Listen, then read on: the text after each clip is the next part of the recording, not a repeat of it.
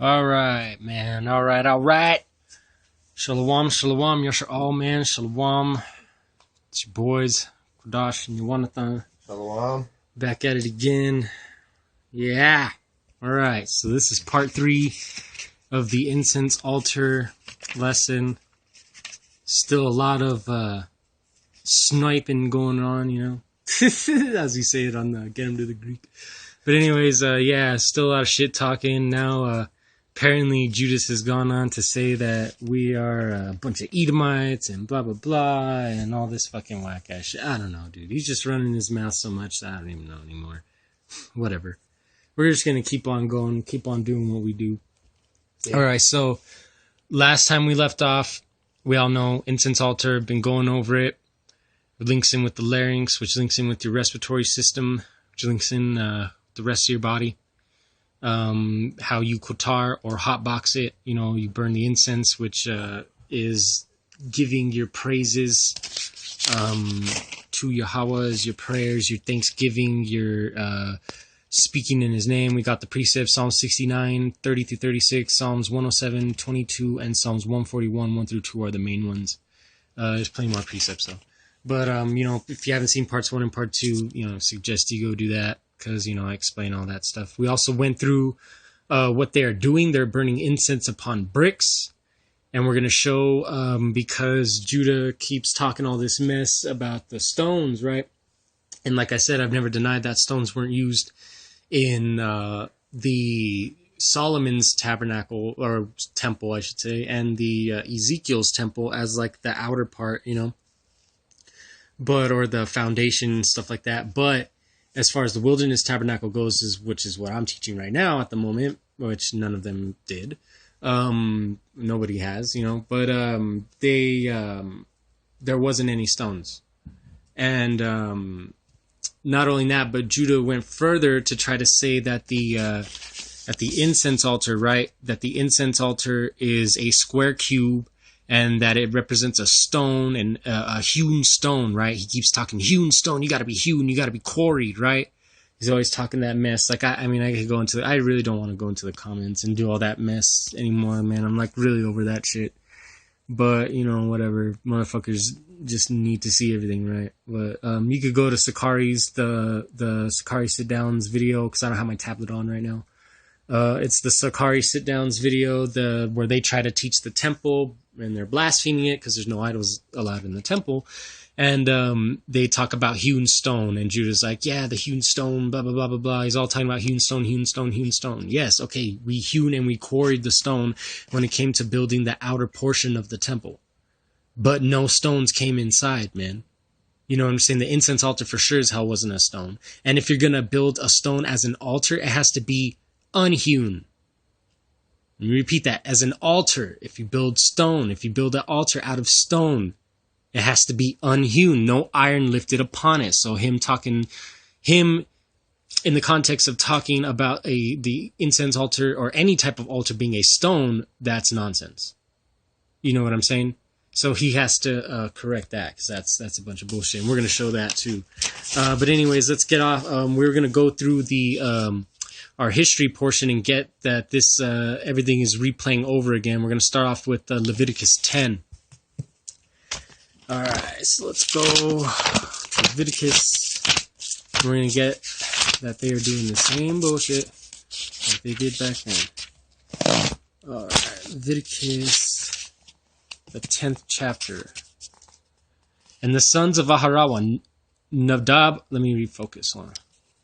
All right, Nadab and Abihu each took his fire pan, and they put in them and placed incense upon it. And they brought before Yahweh an alien fire that he had not commanded them. Now that's what Judah and Sakari are doing. Nadab and Mr. Abihu, you know what I mean?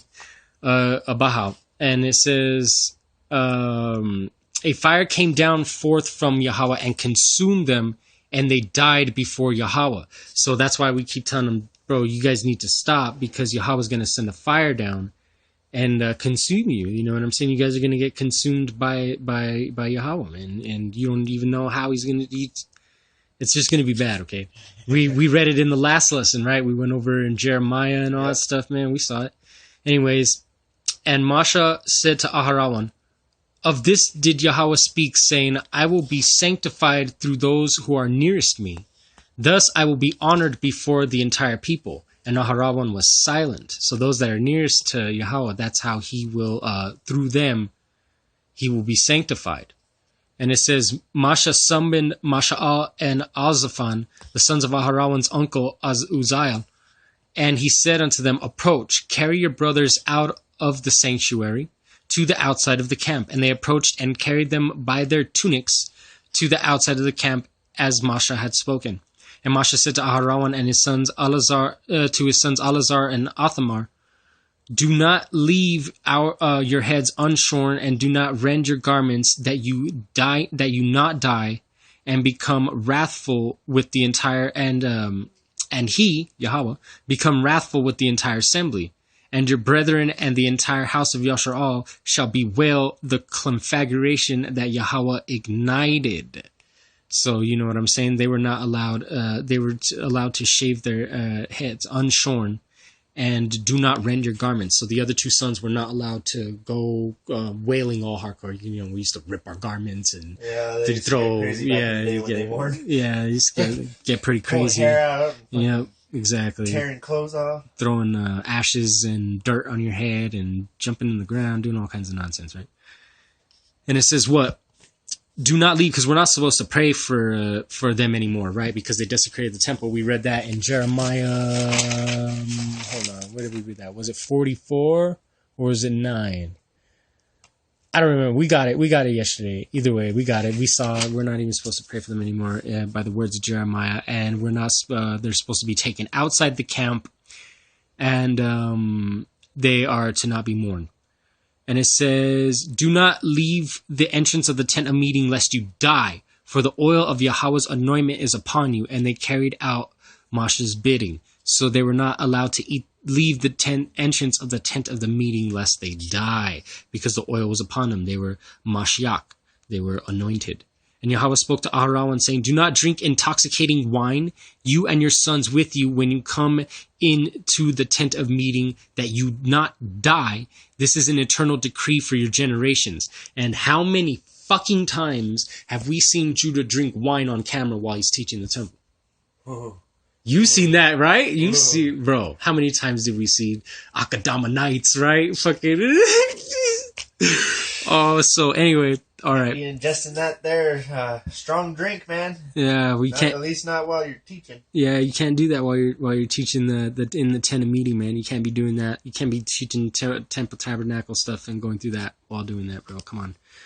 Anyways, in order to distinguish between the sacred and the profane, and between the contaminated and the pure, and we've gone over that in Ezekiel 44, 23 and 24, right?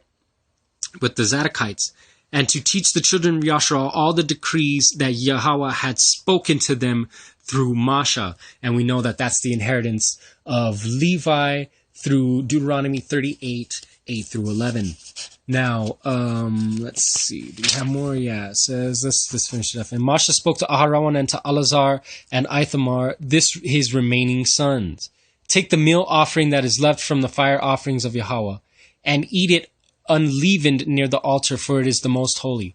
You shall eat it in a holy place, for it is your portion and the portion of your sons from the fire offerings to Yahweh, for so have I been commanded.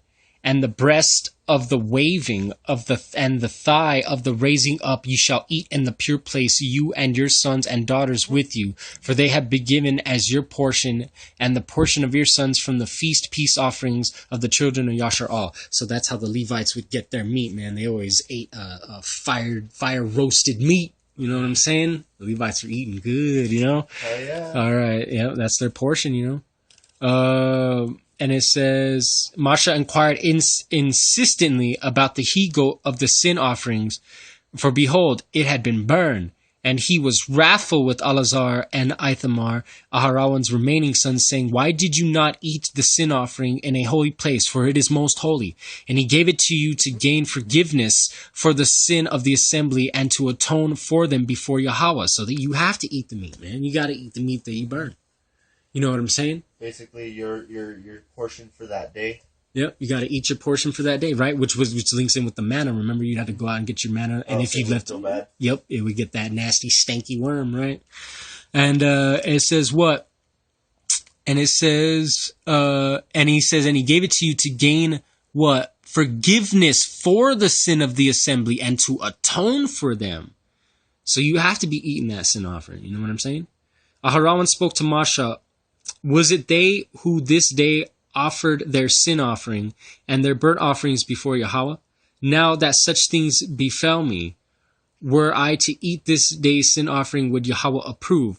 And Masha heard, and he approved. Okay, so then, Aharon gave some speech back to Masha. They settled their dispute. And anyway, so, Aaron took care of that. And which is not what Mr. Judah did, because he's playing the role of Eli also, because Eli didn't, control his sons. And they kind of went a little crazy and ended up fucking up. And I think that's 1 Samuel 2:22, actually, if you want to get that real quick. We could just get Samuel. I don't think we have to read the whole thing. Kind of didn't want to make this one too super long because wife's coming back home with the children soon and loud and running and all kinds of stuff, right? Okay.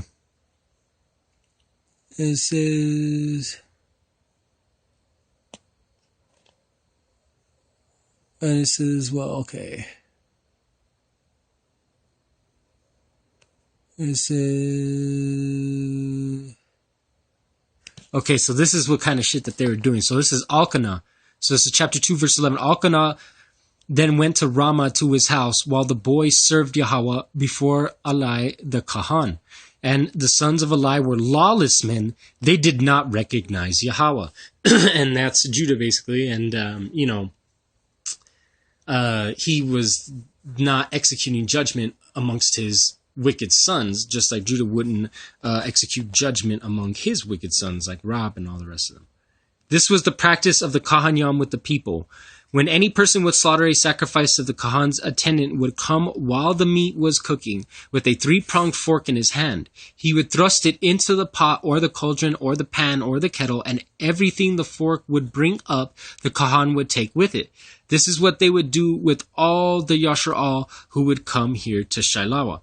Even before they would burn the fat upon the altar, the Kahan's attendant would come and say to the man who was bringing this offering, "Give some meat for roasting for the Kahan. He will not take cooked meat from you, but only raw meat." So look at what they were doing, man. This is why the house of Shiloh got cursed out, man. Got destroyed, and everything got moved to Jerusalem, because the sons of Eli were doing some fuckery with the offerings, man. They weren't doing the process that they were supposed to be doing before the fat or before anything was supposed to be burned, which you were supposed to do, the process, which I'm going to go over as well. Just hang on, we're trying to pull out a bunch of stuff. It's crazy. But anyways, they were supposed to do it in a process. They weren't doing that. They were taking raw meat.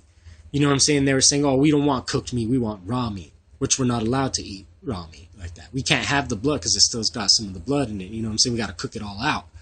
And we got to burn it. That's Esau, bro. That's Esau mentality. Cooking that raw meat. That's taking that bean and meat stew that was read from Jacob. You know what I'm saying? I don't care. I'll sell you my birthright, right? So they're basically selling their birthright because they're fucking hungry. And it says, the man would say, "Let them first burn the fat upon the altar and then take for yourselves whatever your soul desires." But the attendant would say, "No, give it now or else I will take it by force." Damn. Ah, man. I'll beat your ass. You ain't giving this shit to me right now. And that's what they're doing now, man.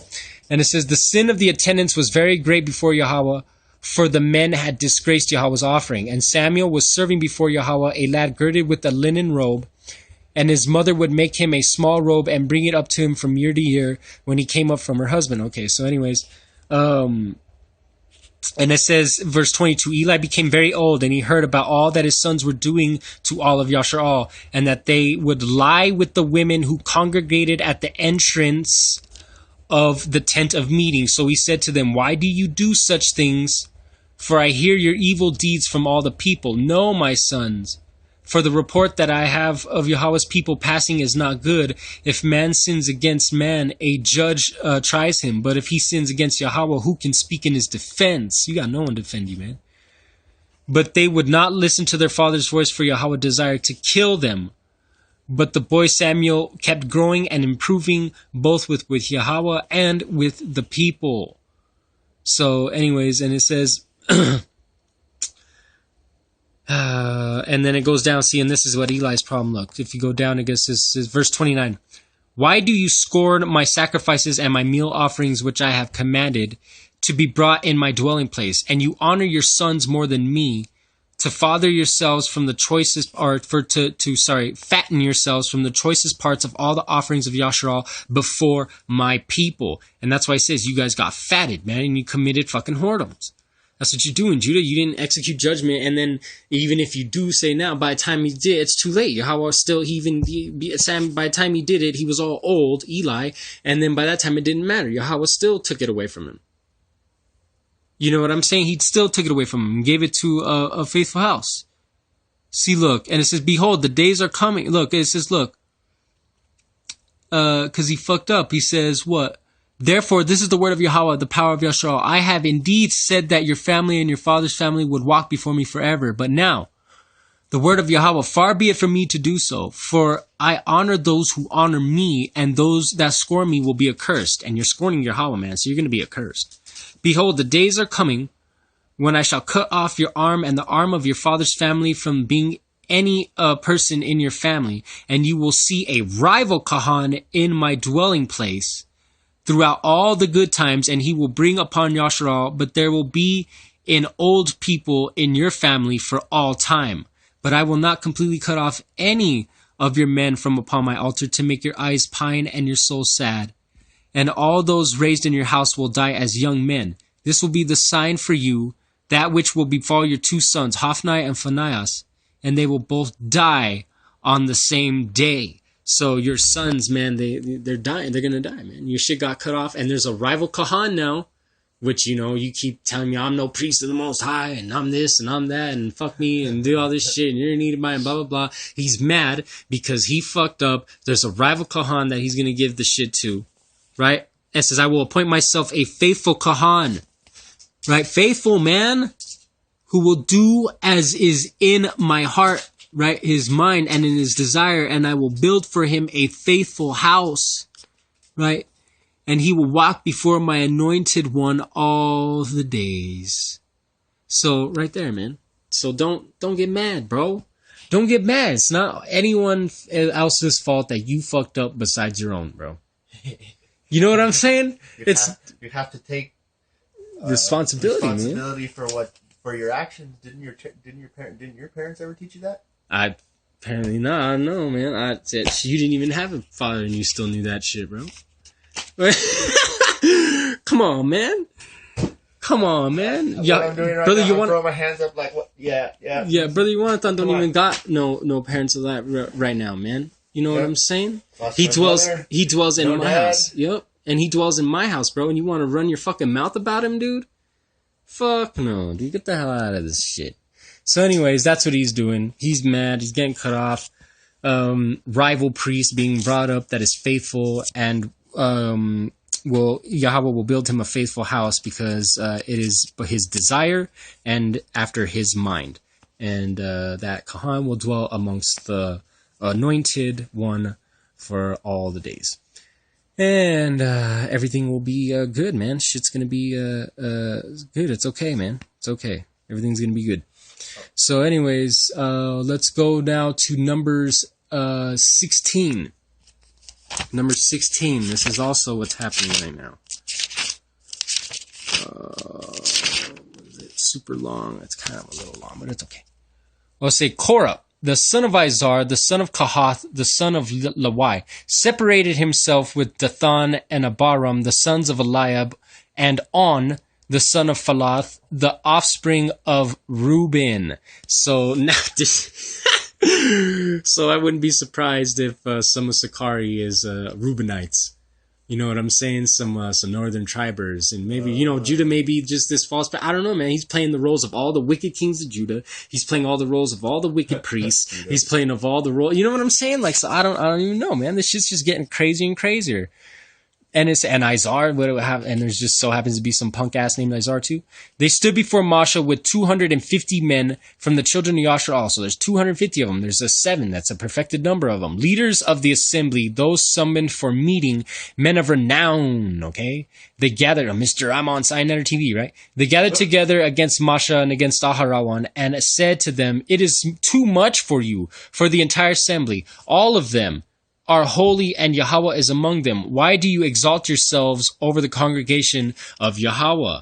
So he's like, oh, this is, they're coming up against Moses and Aaron, right? And they're like, oh, why are you guys exalting yourselves above Israel? Blah, blah, blah, blah, blah, blah. You know what I'm saying? Just like, dude, you ain't no priest. You wanted to make yourself equal to me and blah, blah, blah, and all this shit and blah, blah, blah. Okay, well then how come, dude, that like fucking, I don't even want to get started on that shit, bro. Like, it's just retarded.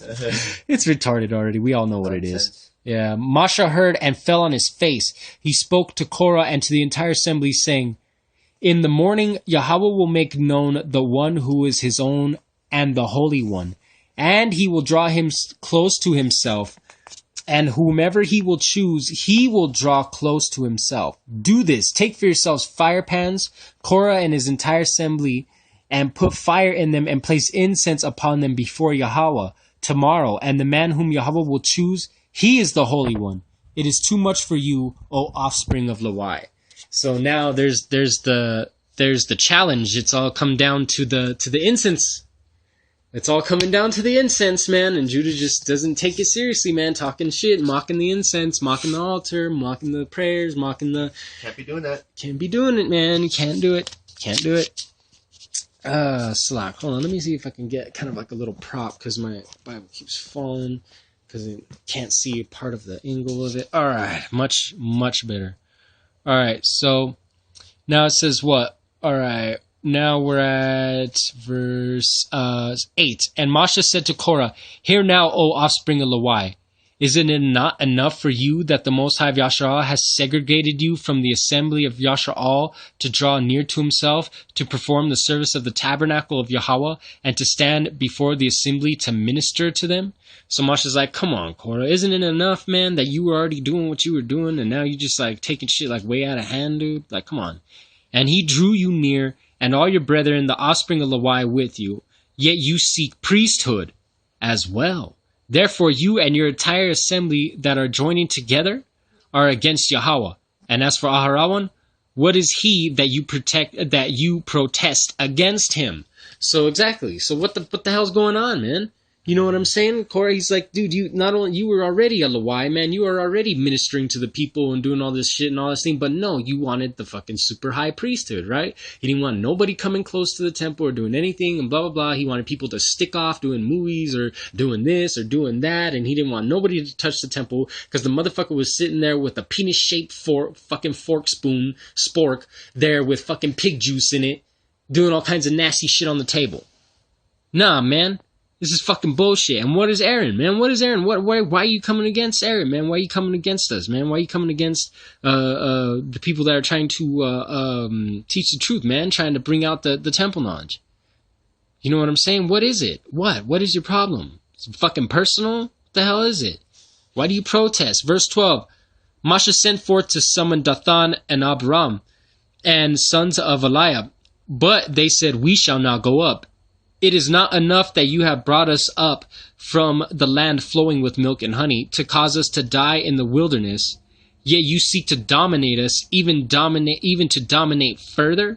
So the two, you know what I'm saying? He summoned these two dudes, the sons of Eliab, and they didn't want to go up. They're like, "Oh, well, we left the land of milk and honey." So they think that this shit down here is the land of milk and honey. This is why Judah was the son of the Shaphan, turned his back towards the temple with the 70 elders, and these motherfuckers is off turning backwards to the altar. They're off burning incense in the dark. They're doing all that nonsense, which you could read of in Ezekiel 8 and 11. And 2 Chronicles 34 and 8, it shows the son of Shaphan. Ezekiel 8. In fact, let's just get that real fast. Ezekiel 8 and 11. We got this yesterday, but we'll do it again. And 70 men among the elders of the house of Yasharal, with Yaazaniah, the son of Shaphan, standing among them, were standing before them, each man with his censer in his hand, with a thick cloud of incense rising. You know what I'm saying? So that's the 70 elders, man. Look at that.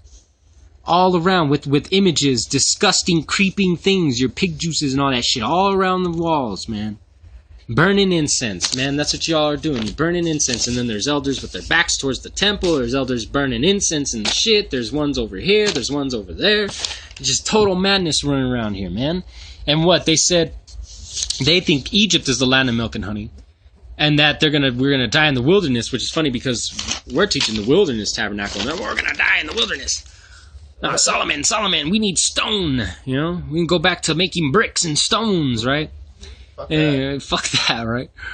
And anyway, so he says, you just want to dominate, right? Moreover, you did not bring us to a land flowing with milk and honey, nor did you give us a heritage of field and vineyard. Even if you would gouge out the eyes of those men, we shall not go up. And he's like, nah, man, you know, even if you were to pluck out the eyeball, we ain't going to go up with you. This ain't no land of milk and honey. They don't think that the wilderness tabernacle is a land of milk and honey, man. They can't even handle the first level. How are they going to know the second or the third? Fucking nonsense, man. And it says, this distressed Moshe greatly, and he said to Yahweh, do not turn to their gift offerings. I have not taken even a single donkey of theirs, nor have I wronged even one of them. So see, what the fuck, man? I haven't taken a single goddamn donkey. What the hell's your goddamn problem? And Moshe said to Korah, you and your entire assembly before Yahweh. You, they, and Aharawan tomorrow. Dude, your donkey's gonna get the axe to the fucking neck, bro. Let each man take his fire pan. You shall place incense on them, and you shall bring before Yahweh each man with his fire pan, 250 fire pans, and you and Aharawan each man with his fire pan. So they took each man with his fire pan, and they placed fire on them, and put incense on them, and they stood at the entrance of the tent of meeting with Moshe and Aharawan. Korah gathered the entire assembly against them to the entrance of the tent of meeting, and the glory of Yahweh appeared to the entire assembly. And Yahweh spoke to Moshe and Aharawan, saying, separate yourselves from amid this assembly, and I shall destroy them in an instant. So, you know, that's why we got to separate from you guys. He's like, you guys got to get out of here. This is going to be bad. This is going to be bad. So anyway, so check it out. And he says, and you guys are fucking stupid, bro. The Jews all talking shit. Oh, you guys talk white or whatever. No, bro. You must not know fucking white people, because white people do not talk like this at all. Dude. This is how brews in New Mexico talk. Yeah. Come down to New Mexico, and I don't give a fuck what brew you take. You can take a Japanese one, a black one, a Mexican one, a native one. We all fucking talk the same down here, bro. We all talk the same down here. It's regional diction, you stupid fuck. Anyways. And it says... and they fell on their faces and said, O Most High of the spirits of all flesh, shall one man sin and you be angry with the entire assembly? And Yahweh spoke to Moshe saying, speak to the assembly saying. So Moshe spoke. He's like, please don't be mad at the entire assembly just for one man, right? Get yourselves up from all around the dwelling places of Korah, Dathan and Abiram, right? The two main ones of Sakari and Judah. So Moshe stood up and went to Dathan and Abiram, and the elders of Yasharal followed him, and he spoke to the assembly, saying, turn away now from near the tents of these wicked men, and do not touch anything of theirs, lest you perish because of all their sins. So you guys need to not touch their shit, man. You know what I'm saying? You guys gotta stop messing with them. You know what I'm saying? You're gonna get consumed with it. Stop messing with them. Don't touch any of their things. And it says, so they got themselves up from near the dwelling of Korah, Dathan, and Abiram. From all around, Dathan and Abiram went out to erect at the entrance of their tents, and with their wives, children, and infants. And Moshe said, through this shall you know that Yahweh sent me to perform all these acts, that it was not from my heart or from his mind. See, these things aren't from our own minds, bro. You were the one that pulled Shem out from your own mind. If these die like the death of all men, and the destiny of all men is visited upon them, then it is not Yahweh who has sent me. But if Yahweh will create a phenomenon Oh, a phenomenon. And the earth opens its mouth and swallows them up and all that is theirs. And they will descend alive to the pit. Then you shall know that all these men have provoked Yahweh. Better watch out for that pit. When he finished speaking all these words, the ground that was under them split open, and the earth opened its mouth and swallowed them and their households and all the people that were with Korah and the entire wealth. They and all that was theirs descended alive into the pit, and the earth covered them over, and they were lost from among the congregation. And all Yashraal that was around them fled at their sound, for they said, lest the earth swallow us. So when these guys get swallowed up, just the sound of that shit is going to make of Yashraal flee. And it says, and a flame came forth from Yahweh and consumed the 250 men who were offering the incense. Boom. So see, not only did them get swallowed up by the earth, but then a fire came forth and consumed the perfected number of evil men that were offering the incense. What are you guys gonna do, man? Like, god damn, this is so bad for you all. Alright, and let's see, hold on. Where was that I wanted to get? And it says, and let's keep going actually into 17. And Yahweh spoke to Moshe, saying, say to Elazar, the son of Aharon, the Kahan, and let him pick up the fire pans from amid the fire. So now he's going to go get the fire pans, a firebrand, right, plucked from the fire, that he should throw away the flame, for they have become holy. As for the fire pans of these sinners against their souls, they shall make them hammered out sheets as a covering for the altar, for they offered them before Yahweh, so they became holy. They shall be for a sign to the children of Yashar.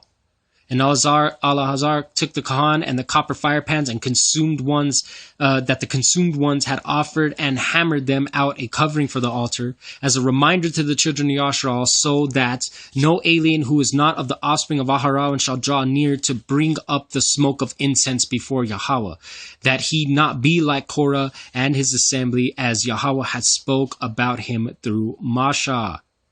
So right there, that's funny, man. All those copper fire pans, man, that they're burning the incense were taken, beaten down, and put as a covering around the altar, as a memorial that y'all motherfuckers are now permanently a part of Egypt. You guys are a memorial that y'all motherfuckers can't come up here because you're not a variant. That's why you're fucking up. And let's see, what else do we got? Oh, well, okay, so I guess that's it for that. You know, we brought up all the precepts, we showed, I guess let's reiterate Isaiah 65, 3-7, real quick, before we move on, because I wanted to show a few things of what's going on, because remember, he tried to say that and Brother Yohanathan heard it, because I showed all the brothers in the house. Everybody should know that he saw that he was trying to equate the incense altar with the square cube, and he tried to equate the square cube with a brick or a piece of stone. Yep. And tried to say that it was hewn, and you got to be hewn, and blah, blah, blah, and all this stuff, right? And like I said, I'm not denying the fact that there was bricks involved in the outer buildings or the construction of Solomon's and Ezekiel's temples. I'm not saying that those weren't hewn and quarried stones, or foundation stones, or any of that stuff. What I'm saying is the incense altars in general cannot be hewn stone. It's unhewn. Unhewn. The only one who has hewn it is the Most High. Right? Boom! Natural. Yahweh hewn it with his own hand. He made all these things. You know what I'm saying? And it says what?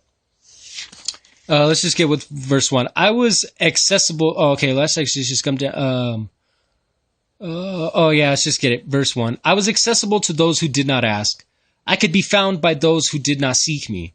I said, here I am, to a nation not called by my name.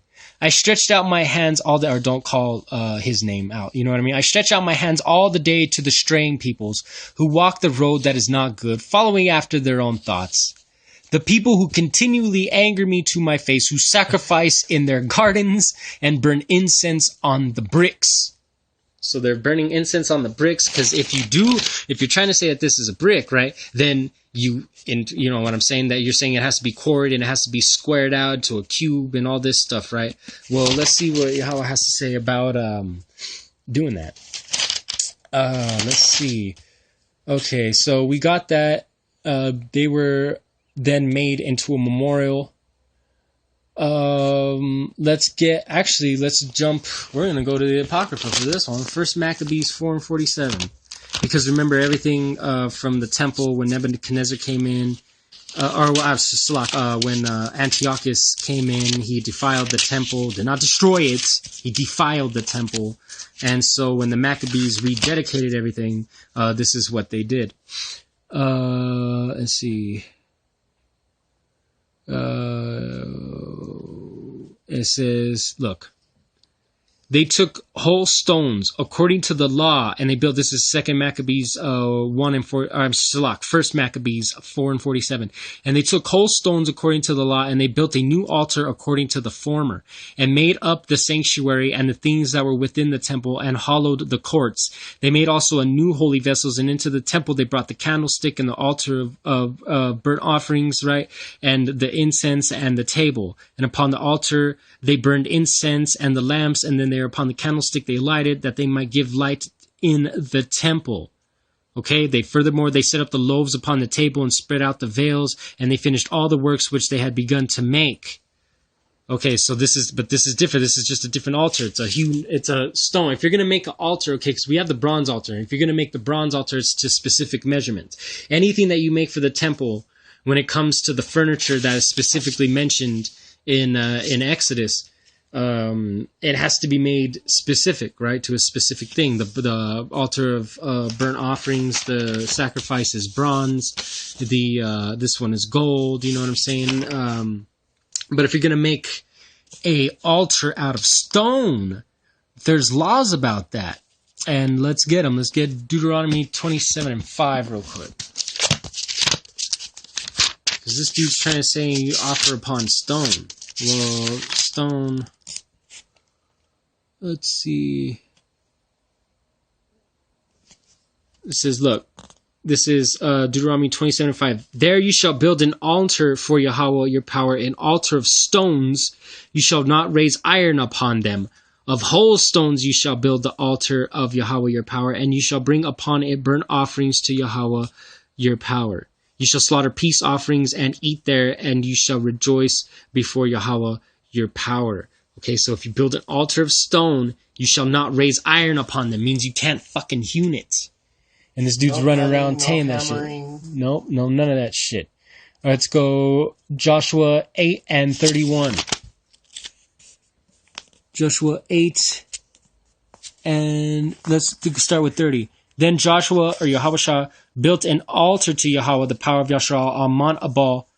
And as Moshe, the servant of Yahweh, had commanded the children of Yasha'al, as it is written in the book of the Torah of Moshe, an altar of whole stones upon which no one has lifted up iron. And they brought elevation offerings to Yahweh upon it, and they slaughtered peace offerings. Okay? A whole stone, not hewn, whole stone, which no one has lifted up iron. That's where it goes into the whole in Daniel, man. A stone hewn without hands, without human hands, man. The fuck is your damn problem, dude? Yes, cornerstone when you're building the outer portion of the temple and the outer wall, you know what I'm saying? And you're doing foundation stones and you're doing all that stuff. By all means, when you're doing actual building work, then yes, you have to hew the stone and make it square, make it all this stuff and make all the fit. But if you're building an altar, which he's tried to equate stone with this altar, you can't be doing that shit, dude. Let's get Exodus 20 and 25. Work backwards on this one.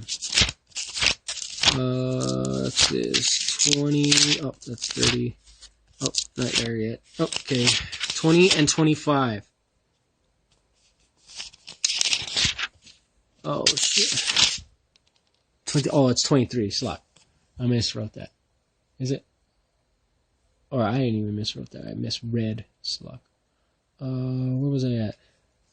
Hold on. Slot. Lost my place. This is 20, 25. Okay, oh, it's 20. Oh, okay, I miswrote it. Okay, yeah. Let's start at 20. Actually, we can start at 19. And Yahweh said to Moshe, "So shall you say to the children of Yashar'al, you have seen that I have spoken to you from what I have spoken to you from heaven. You shall not make images of what is with me, gods of silver and gods of gold. You shall not make for yourselves. An altar of earth you shall make for me, and you shall slaughter near it your burnt offerings and your peace offerings and your flock and your herd. Wherever I permit my name to be mentioned, I shall come to you and bless you. And when you make for me an altar of stones, do not build them hewn." Specifically. All right? Specifically. "Do not build them hewn, for you will have raised your sword over it and desecrated it. Mm-hmm. And you shall not ascend my altar on steps, so that your nakedness will not be uncovered upon it." So you put your sword to it, son. You put your sword to the altar. You tried to build the incense altar out of stone, and you put a sword to it and desecrated it, bro. Can't be doing that. Can't do that, dude. Is that not what he did? You've seen everything, right? Is that not what he did? Did he not try to say that the fucking incense altar was a cube, and he was talking about stones and hewn stones and all this stuff, right? Mm-hmm. Yes, like I said, for cornerstones, for like the outer building, and for cornerstone, you know what I'm saying, foundation stones and all that stuff. But yeah, but he's trying to say that the incense altar was a cube, a square cube, and that it was the shield of David, and that it represented a stone or a brick. I showed it in the comments. If we have to go back to the first video, I'm pretty sure I showed it and it showed it. You know what I'm saying? You could go, if you've seen his shit or whatever, then you've seen it. He's been saying it. We have witnesses, bro. Like, everyone should know. But anyways, you're not supposed to be doing that shit, man. You know what I'm saying? Let's see. Is there anything else I wanted to get real fast?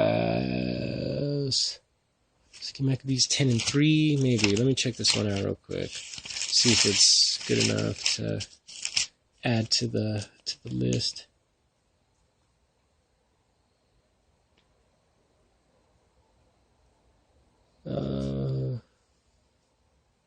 Okay. Yeah, that's good for now. Okay, so anyways, so we got it. We saw what it is. We're at 40 minutes. That's good enough. We went over it again. The altar, we went over in the first part, how Judah was fucking up, saying that the incense altar was your heart organ called the heart, which does nothing but pump blood. Which isn't in the middle upper part of your chest. It's actually in like the lower part of your chest. You know what I'm saying? Left center. Sternum. Yep, your sternum, left center. You know what I'm saying? It starts off in the center and goes left. Mm-hmm. You know what I'm saying? That is not no.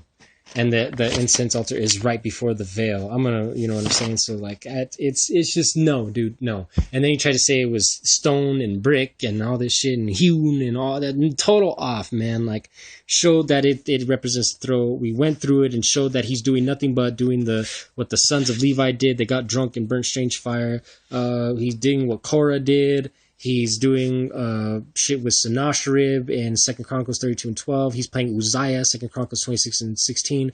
He's doing his fire's out, 2 Chronicles 29 and 7. He's doing Amaziah, 2 Chronicles 25 and 14. And 2 Chronicles 34. We never got Huldah. 2 Chronicles 34. I guess we could read that off real quick. Oh man, I forgot all about that one. Sloth, everybody. How could I do that? Ooh, it's kind of a long one. I'll try to go by it real fast. Hold on, Slot.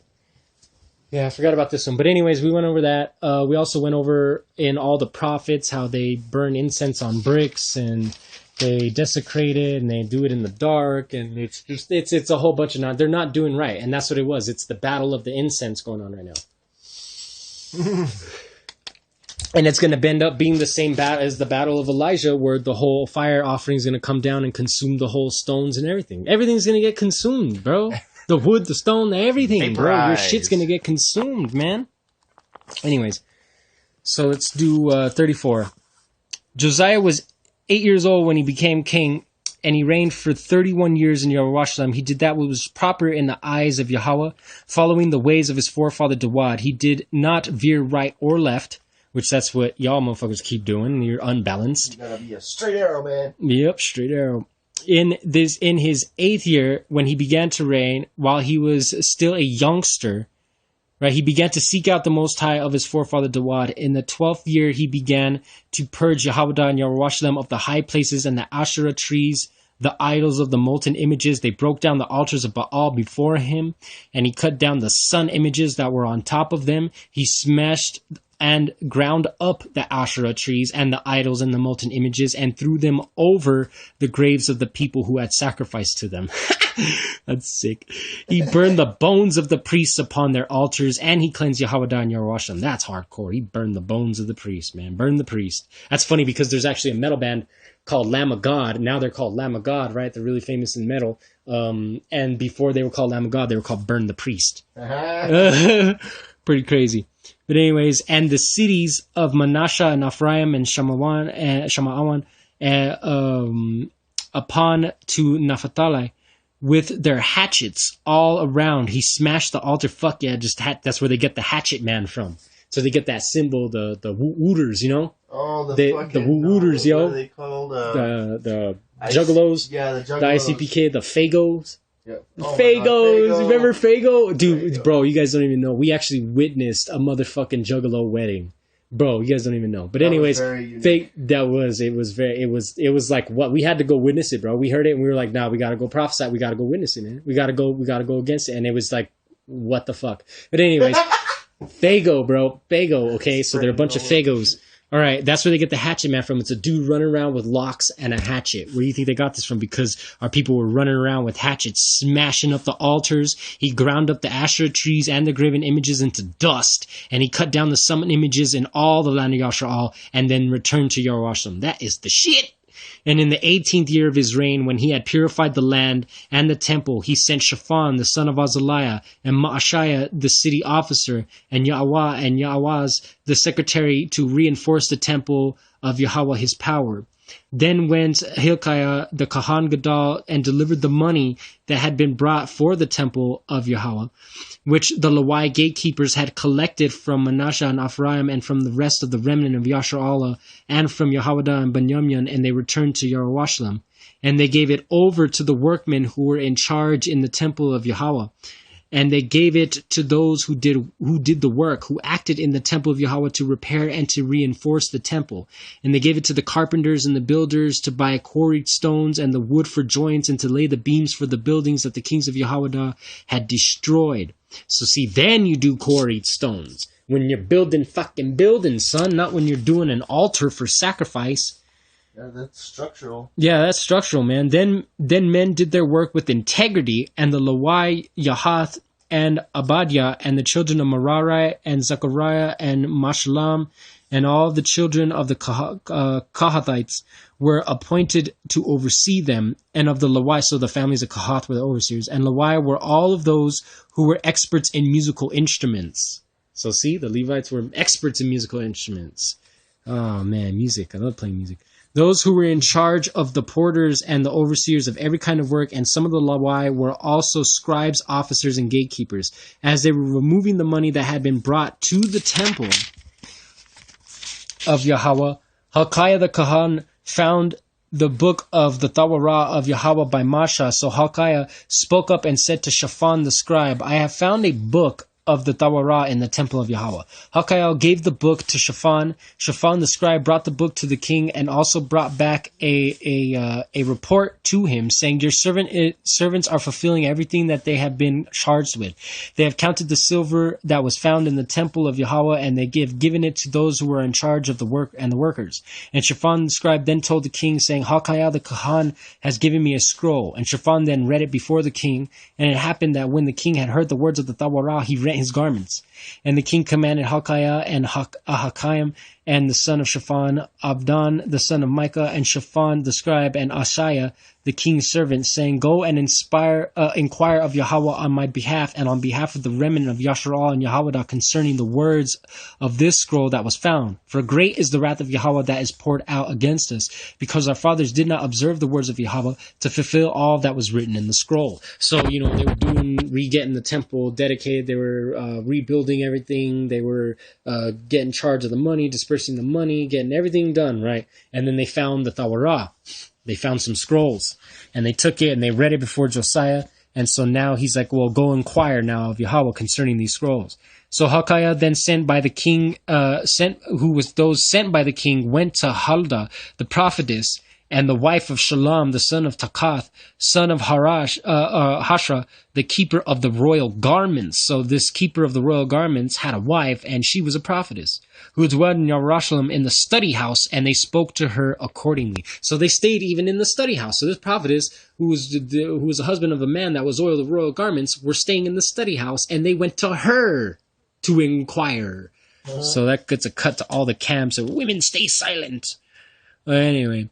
And it says, and she said to them, thus saith Yahweh, the power of Yasharal, say to the man who sent you to me, thus saith Yahweh, behold, I am bringing evil upon this place and upon its inhabitants, namely all the curses written in the scroll that they read before the king of Yehoiada, because they have forsaken me and burned offerings to the gods of others in order to anger me with all their handiwork. My wrath has been poured out against this place, and it will not be extinguished. And concerning the king of Yehoiada, who sent you to inquire of Yahweh, thus should you say to him, thus saith Yahweh, the power of Yasha'al, regarding the words that you have just heard. Because your heart is soft and you humbled yourself, your mind is soft and you humbled yourself before Yahweh, and you heard his words about this place and its inhabitants. You humbled yourself before me, and you rent your garments, and you cried before me. And I too have heard it says, it cried before me, and I too have heard the word of Yahweh. Behold, I will gather you into your forefathers. You will be gathered to your grave in peace, and your eyes will not see all the evil that I am bringing upon this place and upon its inhabitants. They brought this report back to the king, and the king sent out and gathered all the elders of Yehoiada and Jerusalem, and the king went up to the temple of Yahweh with all the men of Yehoiada and the inhabitants of Jerusalem, and all the Kahanyam and the Lawai, and all the peoples from great to small, and he read in their ears all the words of the book of the covenant that had been found in the temple of Yahweh. And the king then stood at his place and sealed the covenant before Yahweh to follow